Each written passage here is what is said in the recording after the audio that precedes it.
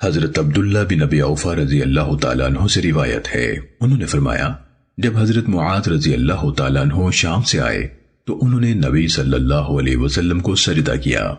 آپ صلی اللہ علیہ وسلم نے فرمایا معاذ یہ کیا ہے؟ انہوں نے کہا میں شام میں گیا تو میں نے وہاں کے لوگوں کو دیکھا کہ وہ اپنے پادریوں اور سرداروں کو سجدہ کرتے ہیں۔ مجھے اپنے دل میں یہ بات اچھی لگی کہ ہم لوگ آپ کے ساتھ تعظیم اور احترام کا یہ طریقہ اختیار کریں، تو رسول اللہ صلی اللہ علیہ وسلم نے فرمایا تم یہ کام نہ کرو۔ اگر میں کسی کو اللہ کے سوا کسی کے لیے سجدہ کرنے کا حکم دیتا تو عورت کو حکم دیتا کہ اپنے خاوند کو سجدہ کیا کرے۔